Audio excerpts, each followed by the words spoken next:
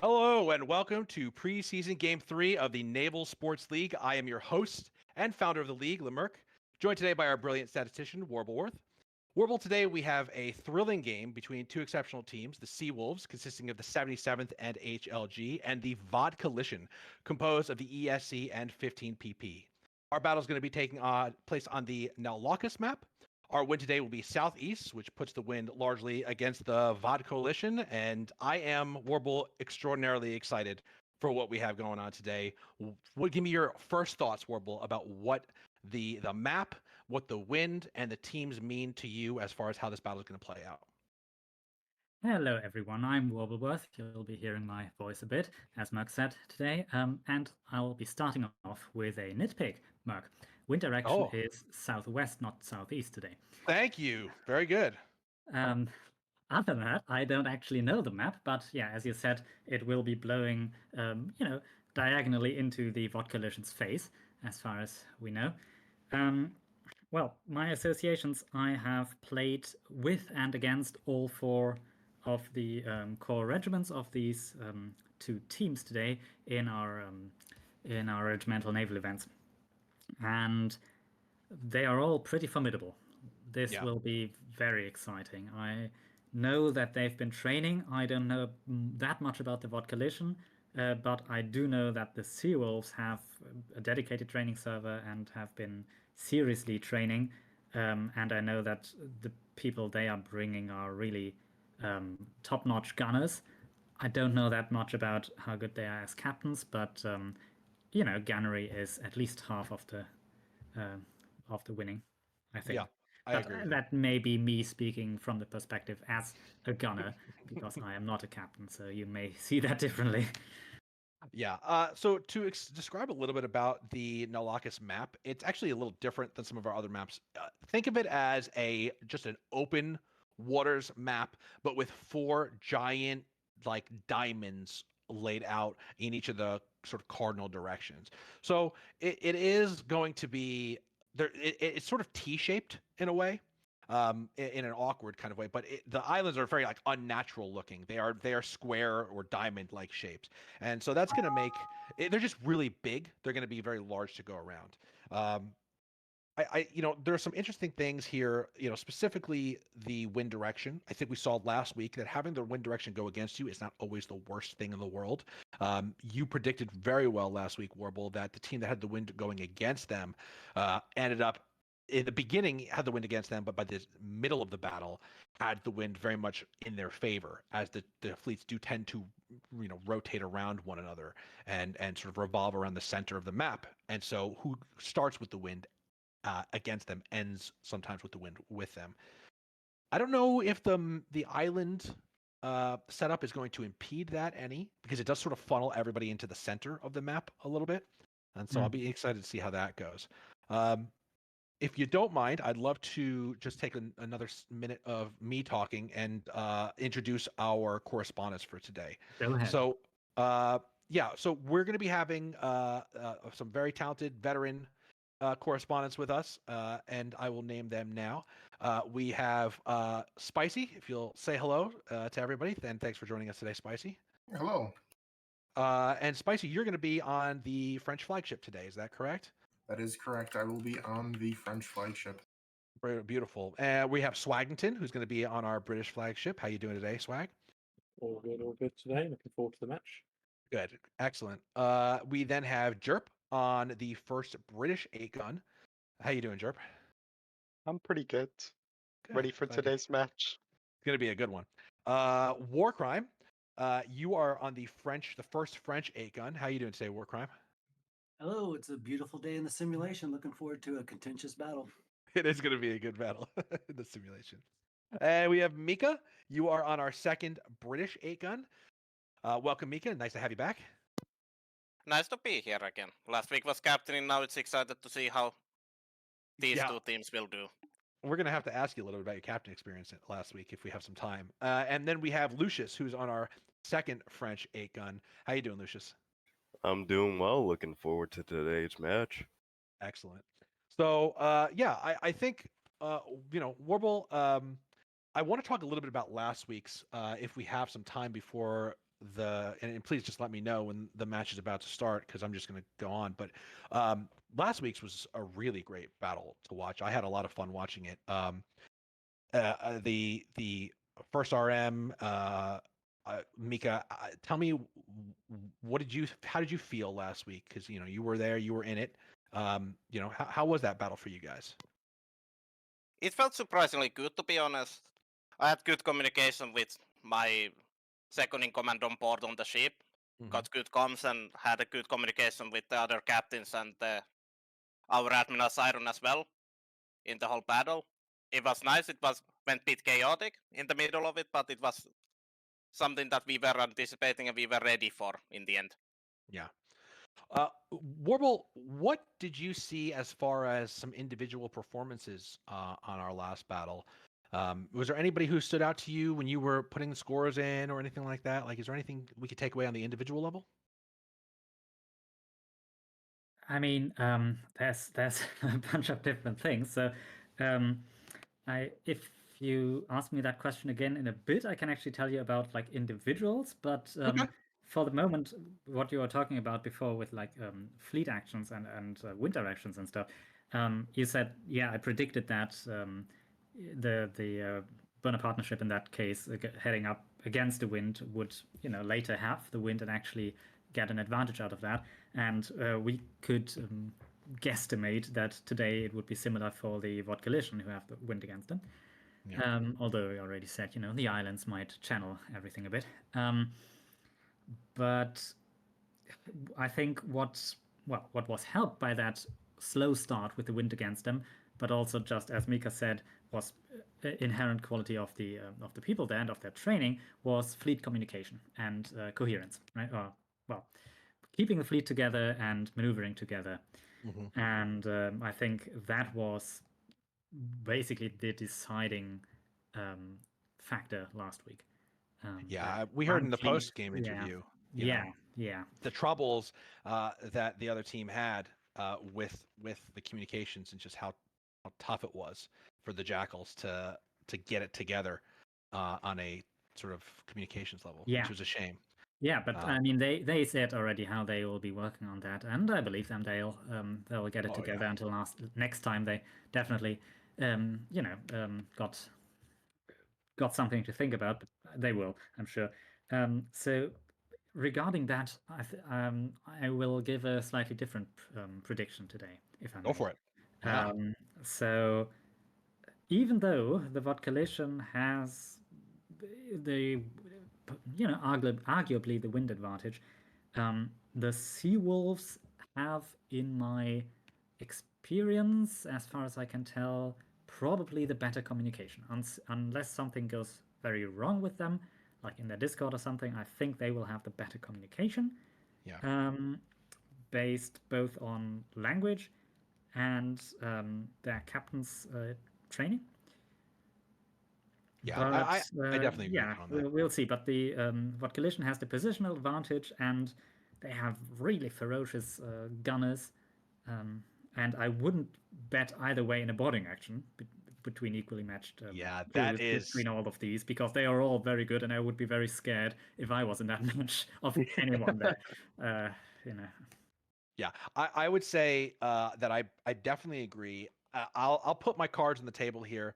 If I had to choose not my a favorite insofar as like personal feelings, but literally just the favorite that I have to win, I'm coming into this with Seawolves as my favorite to win team. If not only just because, like Warble said, and I think his prediction is going to end up being correct, that the regiments that form the Vought Collision, the ESE and 15PP, they speak different languages. They can communicate through English, but I think just like the team last week, the Jackals had just a little bit of communication issues. I think the cross language boundaries could be an issue for the communication on the VOD Coalition team. That said, the ESC, which is the one half of the VOD Coalition, I know them to be a very good naval group. Like they're in our events, they're very professional, very smart in their decision making skills. So as captains, like on individual levels, I think that they are just they're a good match for the 77th and HLG. The 15 PP I know a little bit less about. That's the other team on the VOD Coalition crew. I just don't know quite as much about their play, though they have been coming to some of our recent events. They actually do some of them work with us sometimes, and I've known them to be very like professional, good. In a pinch. And overall, like a good team. So there's nothing that says that the VOD Coalition, who's going to be on the French team today, they're going to be in the yellow ships, are necessarily not good at anything in particular. But what I do know, on the other hand, is that the 77th and HLG are powerhouse teams. These guys, I know from deep experience, if you split them apart, each of these guys is an incredible contender regiment. Putting them together, I was very excited when I found that these two teams were going to pair. They are they have great cannoneering. They have amazing captains all around. And I think they're going to, like you said, have really great communication, Warble. Do you have any experience with the Seawolves 77th and HLG like I do that may put you in one camp or the other about who you think is going to win the day? Well, I would go basically with your call here from my experience in our regimental events. I'm just, I'm very afraid of the HLG if they're my opponent, basically, and I torture our crew every second week, more or less. Oh, well, let's not torture, train, let's say, our crew every second week by assigning HLG as our opponent on the Monday event to great effect. And yeah, they're overall, spectacular. yeah. But I do love an underdog. So I honestly, I hope the VOD Coalition wins.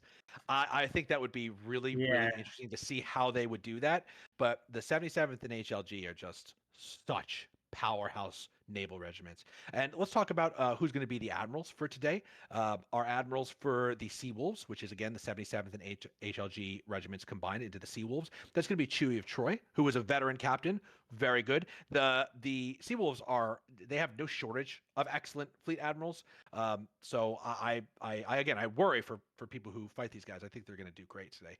The VOD Coalition is being led by Loho Master, who I also know very well and I like a lot. And he is, again, another one of these guys who is a good soldier. Like, he is a professional, he is smart, he is a good leader. So it's not, again, I'm not trying to say that the VOD Coalition is not bringing something that they need to today's battle, but I am saying that I know for a fact that the Sea Wolves are going to bring a serious threat to this battle. And so it's the VOD Coalition is kind of the unknown element here as to how they'll perform in the face of that. All right, so what we should see now is an overhead shot.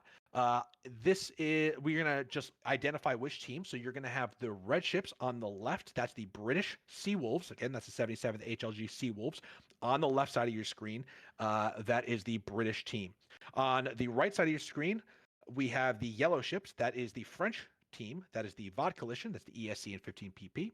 Our admirals today are again Chewie of Troy and Loho Master. So now that you're seeing the map and understanding that you can see on the bottom left-hand corner, you can see the wind. the wind direction, And and the other way you around. corrected me earlier. It's not going into the face of the VOD Coalition, but into the face of the Sea Wolves. We've Oh, got this man. response switch. No, because when they did the wind, that's what they told me, that they was going to be going into. That's what Chewie, I believe Chewie, who was the admiral of the Sea Wolves, said that it was going to be going. So he may have gotten it wrong when he told me. I didn't even check. Yeah, or something all right, went wrong so with the config. I don't know, but it could be. Yeah, But it's Southwest, so now we have a different picture entirely. I was kind of hoping for it to be going into the VOD Coalition, because again, like you predicted last week, and you were so right, the guys who start against the wind end with it. And for those of you who are watching and are maybe not too understanding of what wind is, wind, I mean, it makes sense, right? The wind is what fills the sails. The wind is what makes the ships go fast. So as we see all sail here, it's going to be that whoever has the wind is going to jet out from their opening position. But because these battles circulate, they get in a circular motion where the fleets go around one another. Sometimes not having the win in the beginning means that when you finish turn, it's going to give you the win mid battle, which is kind of where it's more important. All right, so Warble, what do you think so far out of all this? Well, I'm certainly excited. The teams are off. The VOD Coalition is moving their ships out of spawn one by one. I'm currently, in their spawn, spectating there, and I'm seeing that they have manned both gunboats and no rocket boats.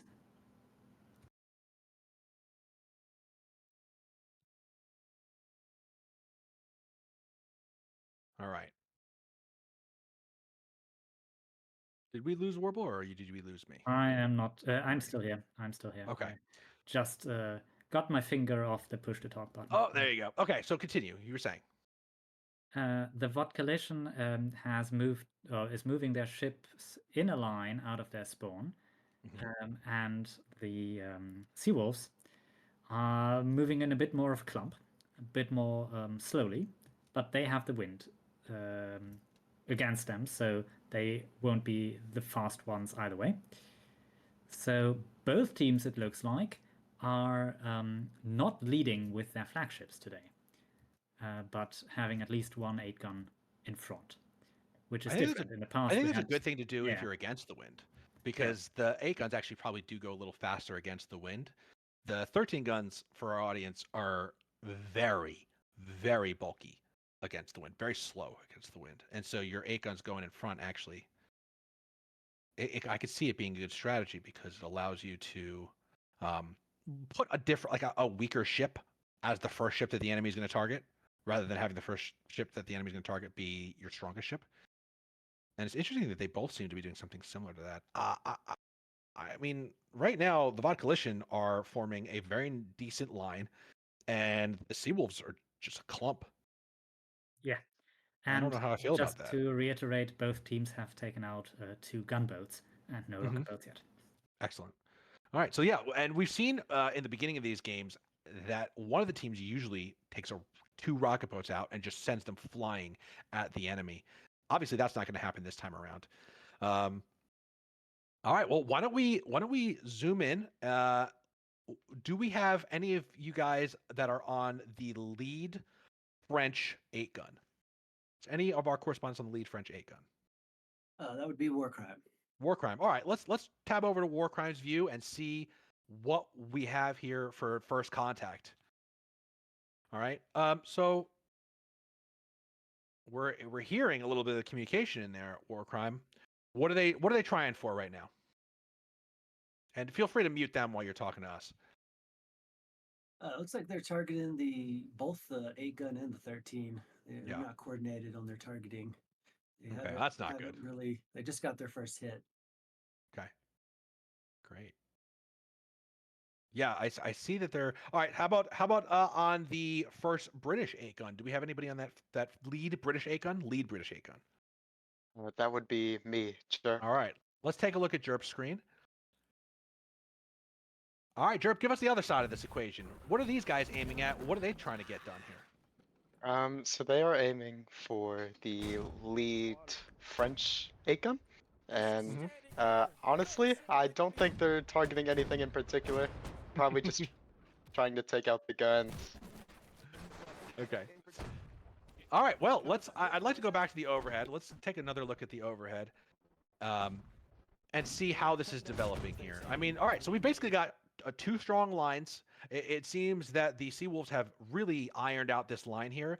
What I will say is that if we could center ourselves kind of between both of the fleets from that overhead, and I'd say that because sometimes when you're favoring one side or the other, it can be a little bit, it can make it look like one side is more in rotation than the other. Like right now, from this perspective, it looks like the VOD Coalition has a better rotation, but I don't think that's probably true. And you can see a lot of crossfire going on here and a lot of people hitting. Yeah, the lead 8-gun of the VOD Coalition It's crossing. turned in quite a lot, right? All right, let's go back to that lead. Who was on that lead 8-gun on the British team again? Sure. It's Jerp. Jerp, are you on the British, the red? I'm on Lead the Acre? lead British. Got it. Let's go to Jerp. Take a look at what we're looking at with Jerp. All right. Yeah, so you can see the front ship across from you, Jerp. It's turning out to meet you. And that rightward turn really shows that the lead ship is pressuring the front of the enemy's fleet formation there. It's forcing the front ships to turn, whereas the back ships don't have rotation on the front of your line. So that's going to be a huge thing. It's some time where maybe a lot of your fleet has the opportunity to shoot lead ships at the enemy without getting anything in return. So that's pretty nice. That is a pretty nice thing. Any takeaways that you're seeing right now, Jerp? None in particular. Yeah, it just looks like Lots a good of old communication. firefight. Yeah, communication's good? Yep. Lots Alright. of singing. Very high spirits on this ship. Oh, fantastic. All right, let's check in with the flagships. I've got Spicy on my 13 gun on the French team. So let's head over to Spicy. And Spicy, Well, it's what are not you seeing looking, here? it's not Holy- looking good for us. holy Most of the shit. cannons are down on their port side. I think there's only one active cannon. Wow, yeah, that is devastation that I'm seeing on the port side of your ship. That is horrible. Wow, wow, wow. And they even lost some on the other side as well from All right. shots going through. Yeah, all right, let's switch our perspective and go over to the British flagship. Merc, I'm on a perspective here too. Okay, let's take a look at Warbles. I'm watching one of the players of the week, who is ex-Seawolf, who has snagged the carronade on the British flagship, and is devastating the Vodka Coalition fleet here.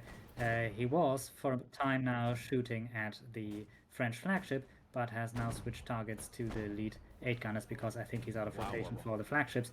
And he is doing quite well, and he is one of the players of the week because he has a very consistently high score across the past 2 matches, which are all the matches we have so far.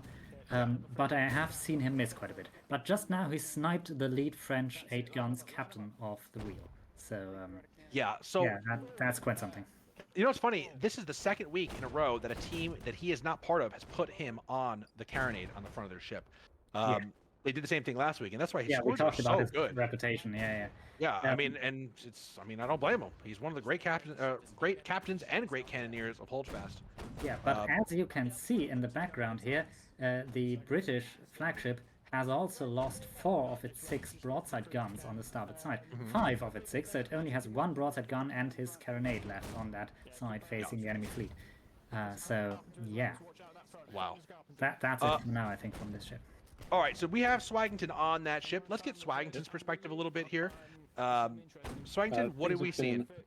Been in high spirits on this ship for the most part. It was only recently most of the guns went down, and I've counted a grand total of 8 cannon destructions from the broadsides. But obviously they're only down to the 1 cannon now, so they're trying to get out of dodge, it seems. Most of their focus fire has been on that 13 on the French side. All right, let's go to the overview again. I'd like to see how this is developing. This is quite something. All right, so the question is where these ship HPs are. I would imagine. I would like to interrupt you. I think I have something that you want to see on my ship. Absolutely, Jerp. What do we got? So the 13 gun has come quite close into my ship. Oh, It's yeah. stopped right in front of it, and there's some boarding action going on. Okay, let's watch it. Feel free to get in there, Jerp. Don't have to be shy. All right, I'm watching it too now. The 13 gun is crossing the T here. Yeah. Let's control room. Let's switch over. But Jerp, you feel free to keep talking to us about what you're seeing, if anything, and we'll switch over to Warbles. Yeah, and that T-cross in one direction now has gone into a T-cross in the other direction, with the British 8-gunner now raking the stern of the French flagship, and the British flagship seemingly out of rotation or out of guns to do anything about the French flagship pulling up behind it there. You want Swaggington? French 13 Let's go is to about to Swaggington. get broadside on the rear of the British 13. They have managed to sail past and get their entire starboard side right onto the rear of this ship. Wow. All right. Well, I mean, we know that all right. So Swagington, you are the 13 gun on the British team. So what we know is that means that French flagship is almost completely destroyed. There's basically no HP left on it. I don't think there's any cannons left on it, and they are going in for what obviously appears to be a boarding action. Yeah, this has got to be a last-ditch boarding action from them. There it is, and that is the ship sunk, but they did manage to touch the nose of their ship to your ship, Swagington, and let's see the boarding action that happens now. See if they can. In favor of the French. They've got to make it happen. They've got to make something happen. They have cleared the crew of this British 13. Well, there's one guy left, right? Yep, just the adept sailor, and he is one of skirmish. Yeah, that's Chester draws. That's 77th Chester draws. Well done, Chester. The last surviving crew member aside from Seawolf. yeah, Seawolf has not left the carronade in all of this, of course. Well, let's go back to the overhead. That is a huge, huge, huge win for the British team to take out the French flagship with 20 minutes left on the clock. The British team seems to be handily dispatching the French team ships here, putting them in a mess of a formation and having some really great like you could see basically on the right side of the screen from this overhead view that a lot of their ships are still lined up over there to the south in a good distance away. One of their ships is deep in and distracting all of the enemy ships. So they have that central 8 gun that seems to be like heading towards the wall right now. A lot of the French 8 guns are focusing fire on it, and it's a great distraction to allow all the other ships in the fleet to pick off whatever enemy they choose.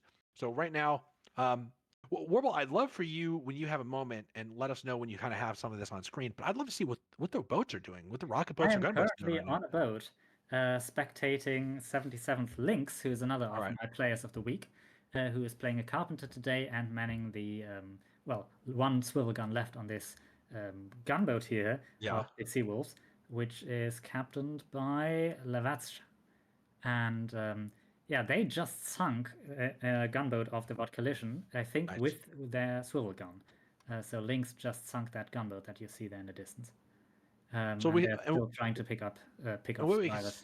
What we can see is that the French have lost their 2 gunboats that they sent out originally, but it looks like the British actually managed to keep one of their opening gunboats. Yes, and it's this one. Yeah, that's pretty incredible that it would last for over 10 minutes. These boats usually in the beginning of the game get wiped out pretty quickly, but again, the team's been throwing them. Yeah, I think that's a great strategy. Now let's see if they get on an attack run towards any of the 8 guns that are remaining on the French team. Sure looks like they're lining up. Yeah, they're lining up some shots here. We got Drunken Saint. That's the next guy over there. He's getting his front cannon shots. Interesting. Yeah, let's hold on to this. This could be a lot of fun to watch. Obviously, any other correspondence, if you have anything very interesting to watch, feel free to interrupt. But these guys are just going to be peppering these 8 guns, and this is how the gunboat wins the game. It is innocuous. It's not a huge a present danger at any time to anybody, but it can put in just consistent damage. Let's see if this 8 gun notices this gunboat and tries to take it out here, because this is the opportunity that they would have to put a broadside into this gunboat. Look at this. Lynx that was a great shot. Shots with the swivel. Yeah, but they are like what? Ooh. Safe got him.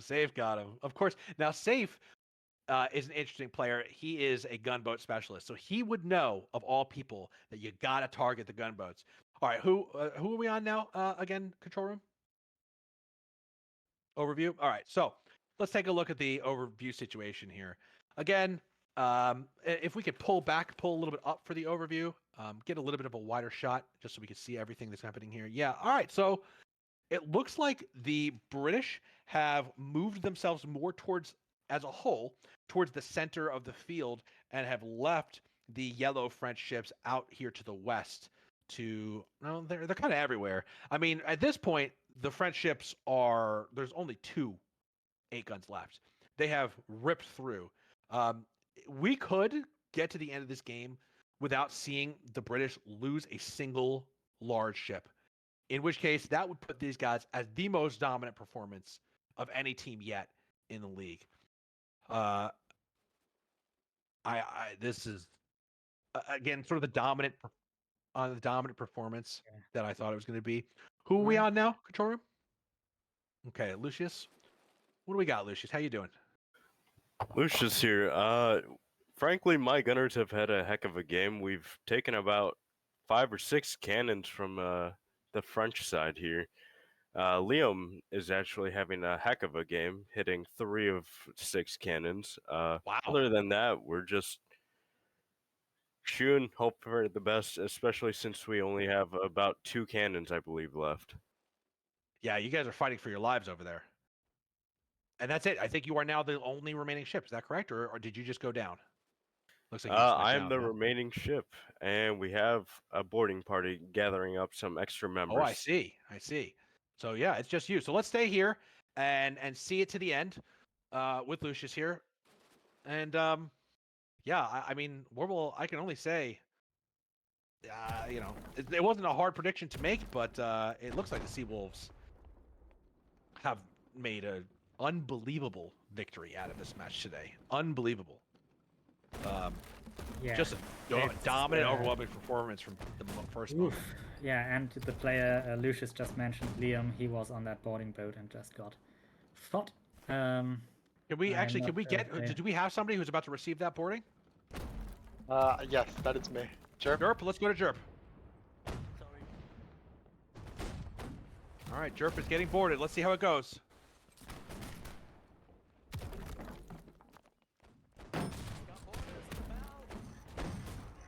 Looks like it's pretty well, eh? Not bad.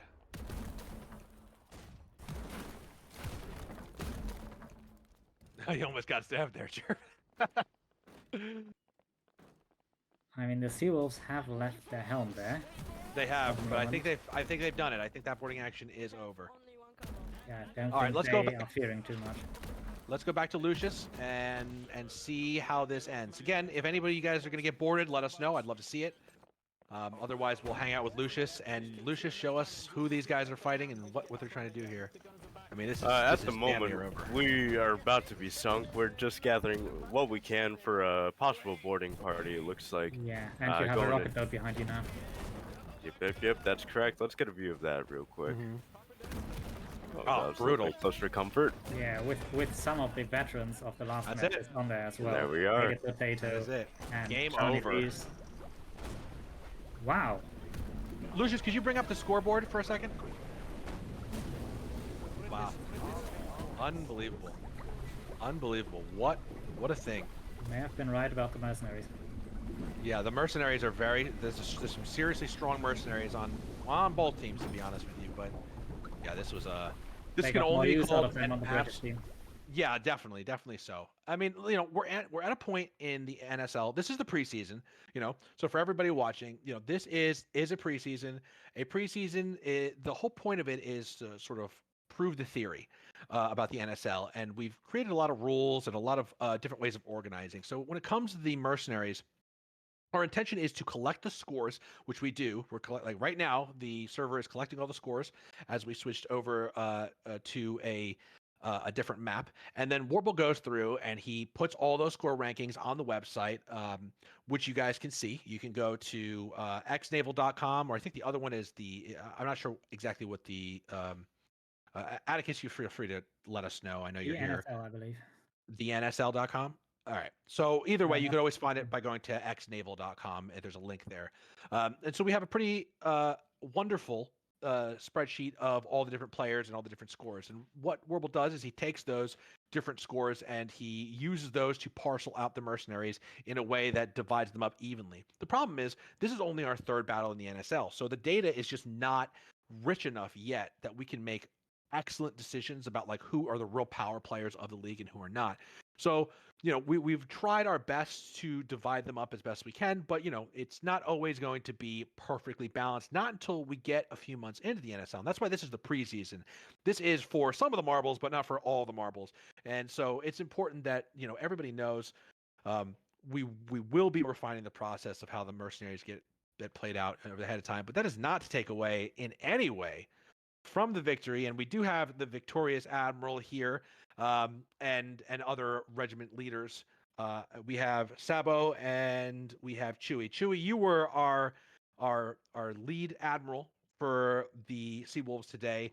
Obviously, that was an absolutely crushing victory, the fastest we've ever had in the NSL so far, and I don't think you guys lost a single large ship. Correct. So, first of all, congratulations. Welcome, congrats. Sabo and Chewy. Congratulations to both of you for dominant performance, as we sort of expected to see here from you guys today. Tell me a little bit about what your thoughts were going into this battle. What were your plans? How did it play out so well for you? We accidentally guessed what side the spawn was wrong. We actually thought we had the win, not was against the win. So the strategy all went out the window when we spawned, and we're like, oh no, we made a mistake. And also, one of my captains actually couldn't make it because his flight was canceled, and I only found out last minute, so I had to sub in a new captain when I had no others available today. Gotcha. So, so what was your original plan, and then what did it turn into? The original plan was to actually sail straight down the center and react and try to pin the enemy fleet into a corner so they had nowhere to maneuver, so we could dictate the battle from there. That was what me and Sabo came up with.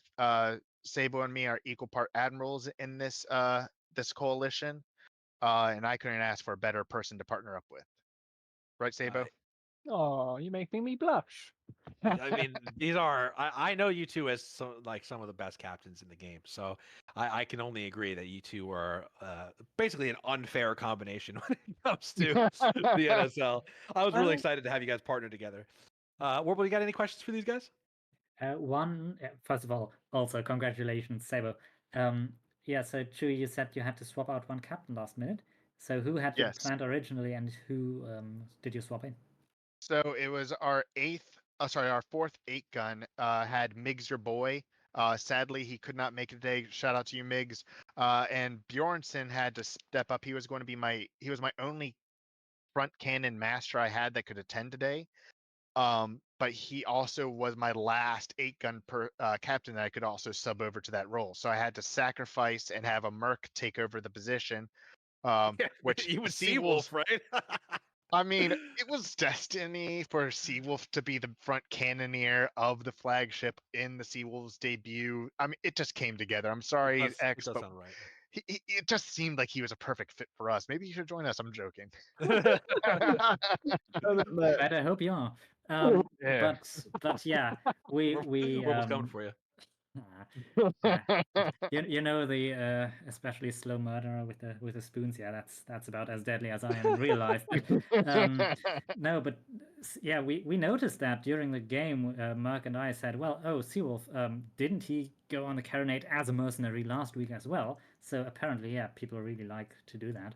And guess who's going to be on my carronade next week? So, oh goodness, God, I mean, it's unfair there. We got to nerf him. I think we have to nerf him. I think we do. I think we have to give him bad ping or something. We got to do something about this. I mean, he did have bad ping. He's an NA player. That's true. He's an NA player. That's true. But for strategies, you said. Yeah, tell us more about your strategy. So initially, we thought they were going to turn more aggressively and take their win advantage hard. They ended up not, it seemed, and they stalled out and just dropped sails at one weird point. And I'm like, we can cut the nose off this and cross what in naval terms is crossing the T, which is the deadliest thing you can do in this time period, is cut them off, get in front of them. They didn't use their win advantage, we thought, to the way they were going to, and we reacted to that and made it to where my guys could get a lot of hits on them. We were detonating a lot of cannons before they could really turn on our main fleet. I dropped my last 8-gun in the line to help the gunboats, and it ended up sinking one of my 2 gunboats on accident. One of the mercs shot the wrong one. And the other one survived, right? Your other gunboat didn't even sink from the start. Is that correct? I don't know. I didn't really pay attention to them. No, he didn't. Yes. My guy kept going.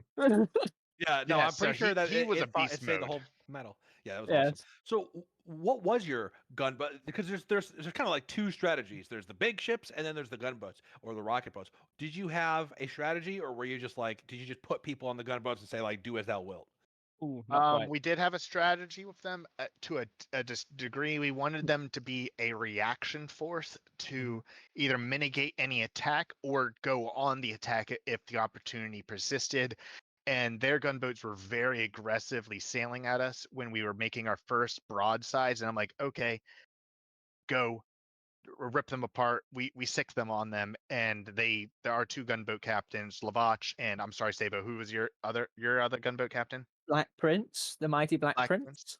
Yes, those two tore it up. Black Prince never lost his gunboat, and Lavach was sadly sunken twice. He's normally a master gunner, but I had to throw him into a gunboat captain role for this event, which he hasn't done before, but he did pretty well. But yeah, I think overall my fleet did what we practiced, what we taught as one of our doctrines, because we have a couple different doctrines, and I think we overall did what we needed to do today. Yeah, I can only agree. I mean, this was the most dominant performance a team has put into the NSL so far. It's still early on, and we got I'm coming up next week, so hopefully I can put in a performance just as good as yours. But it is a very intimidating statement. It is a very intimidating statement that you guys have made today on the power of your fleet and your cooperation, your coordination, and obviously the talent of you guys as the fleet leaders. So, Warble, any last comments before I let these guys go and we talk to Loho? Yeah, I'm here. Yeah. Hello, Hey, Lolo. Lolo. Yeah. We'll get to you in 1 second, Lolo. Yeah. I don't know. I think I'm just very excited for the day when our team meets their team here, and It's gonna be a good battle. they don't have all our Well, when mercenaries. X loses, yeah. Yeah, well, once we have all of our mercenaries back, like Warble said, I think it might be a different story. No, I've already got Seawolf with me. You see, I've pre-booked him. Oh, that's smart. That's very good. Yeah. Nice. Yeah. All right. Well, All right, guys, yeah. again, congratulations. Excellent job today. I think you got to be happy with this result. It was a unmitigated victory for you guys. And let's turn now. And again, thanks. If you guys got to go, you're more than welcome to, or you can stick around. But now let's go to Loho, another great fleet admiral, great captain, who unfortunately did not get the win today. Loho, how you doing? I'm feeling a bit awful of myself as an admiral because we really were deciding like just in a week who will be admiraling and so on. And I was like, oh my god, we were working out the strategies and plans and different things and like different wins, and it still did not work out. I mean, I was so shocked how fast our cannons just bombed everywhere. I was like, your what's flagship, going on? Your flagship lost all of its cannons like instantly. Like we didn't even have a chance to see you with your ship having full cannons because we were looking at other ships. And when we finally got to your ship, when your flagship was just taken apart piece by piece immediately. Why? So let's ask, what was your strategy coming into this, Loho, and what didn't go right today? So, I mean, the whole thing didn't go right, but let's get into the details. So basically, first thing, when I spawned as a spectator, so to see what's going on and so on as an admiral, I realized that I spawned on the wrong side, and I have seen British, not the French side, and I was thinking like, what's going on? I'm not talking you to do this thing. And now I realize that, and I was like, oh my god. But hopefully, everyone understood all of the things which I talked. Okay. So everybody did the thing which I was exactly telling to do. Yeah. How was communications? Obviously, we were a little worried. You know, there's different languages going into your team. Yeah, the everything communication was okay? fine. Everything was fine because I have divided the mercs and the crew such. But if somebody cannot speak English, there is at least one person who speaks both languages. That's great. That's great. Yeah, and it's so always hard, but I think you guys probably did. I know you, and I know you're an organized kind of guy, and I'm sure you did a really good job putting that all together. we have So, also yeah. we have also divided the people according to their regiments, so they can be in their groups. Maybe it's just for more comfortable for people to play. But I mean, I don't know the experience of everybody, like each Yes. person, what's your skill and so on. So I divided them as Rex and the communication and, well, do you know each other or not and so on. Are you comfortable to play like that and so on? Yeah, these kind of things. So about the strategy game. So what's going on? When I realized that I'm watching on the wrong side, I've gone to French side and everything was fine until our strategy started to fail. Basically, not from positioning, maybe from positioning also, but I don't think it's the main here, but from the guns. I mean, the idea was such that our fleet is lagging in the going into the middle. So 77th got first. Oh, sorry, not only sorry, Sea Wolves. Yeah, Sea Sea Wolves, yes. Wolves got in the middle of the islands faster than us, but Yes. it was a part of our strategy. Our strategy was that they go first and then we go second.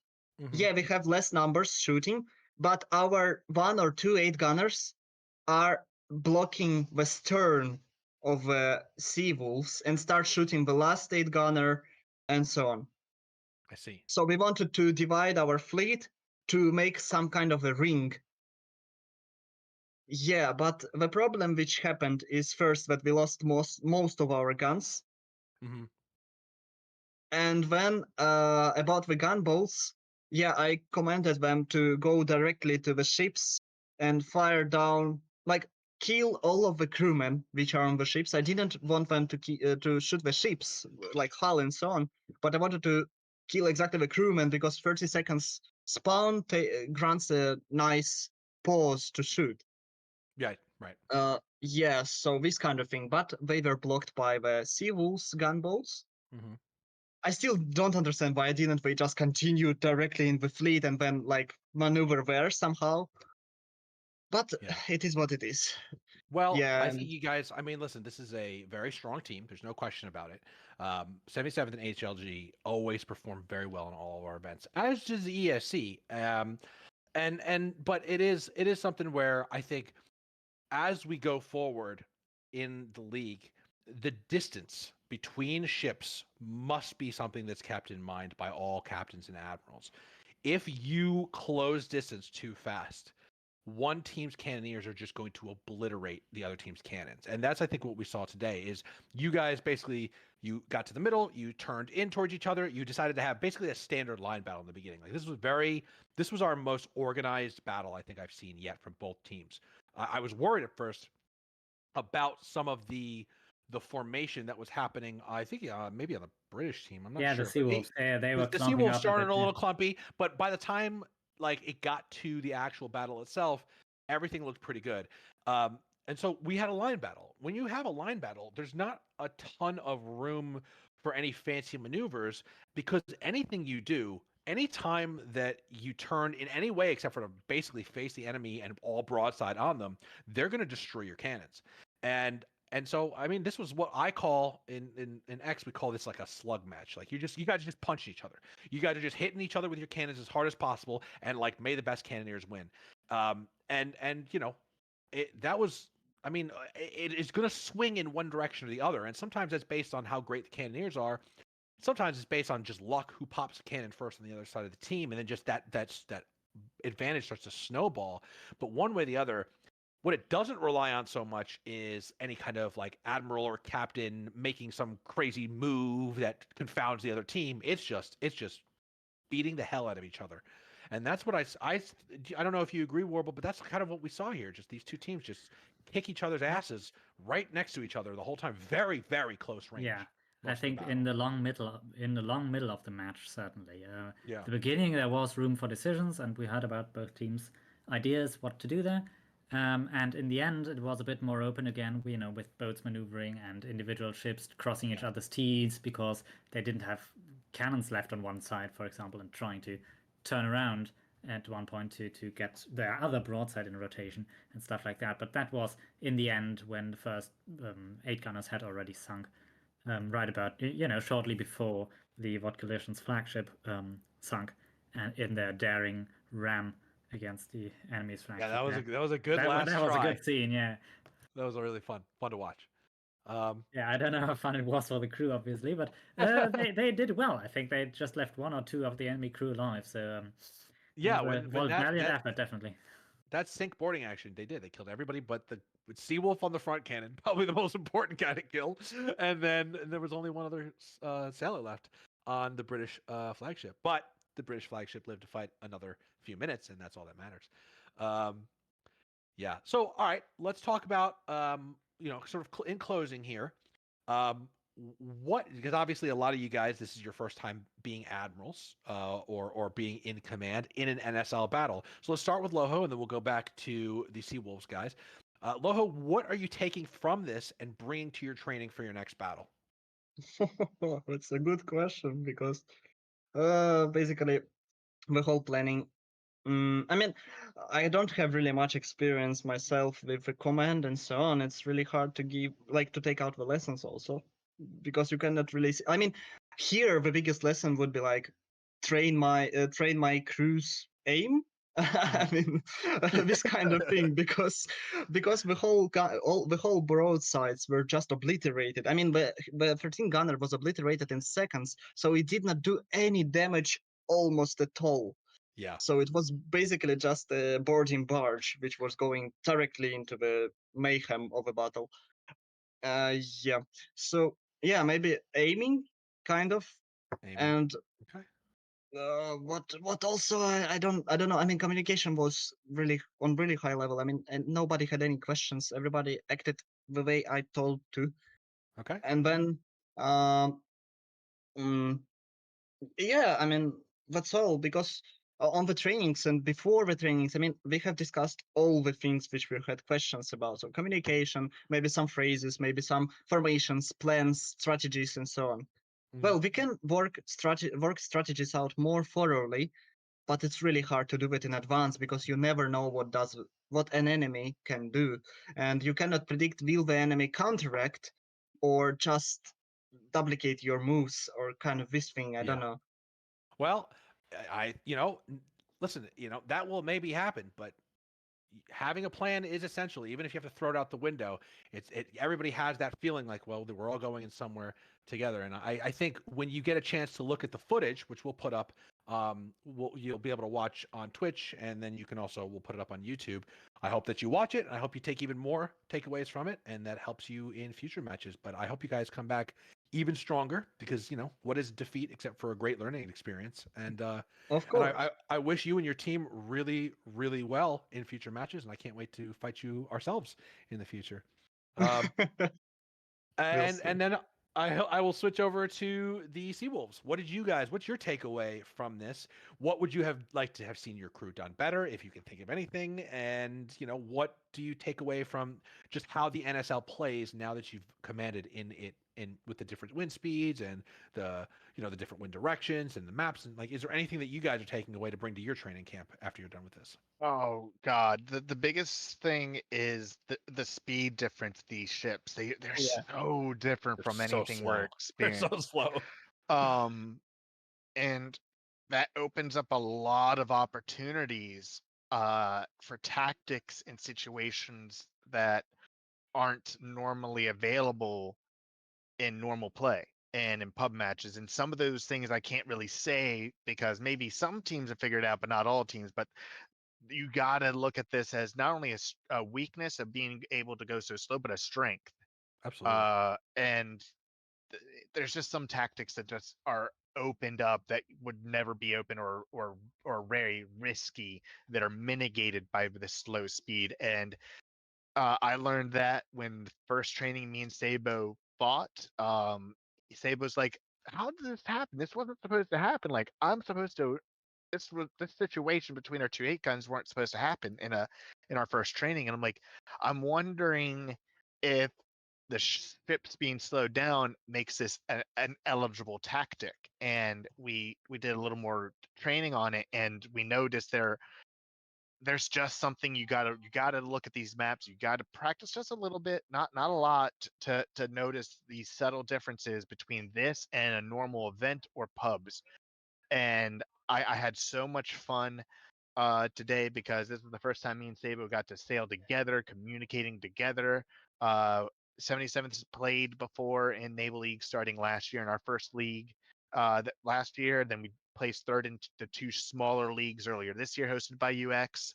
But Sabo, when was the last year you were in a competitive league? Like 2-3 years ago? We were in the very first EU competitive Holdfast, which was started by my old CO, Aether. We won that one with flying colours back when we were the 93rd. And then when we came to the second one the following year, we only came second, beaten by the QRR.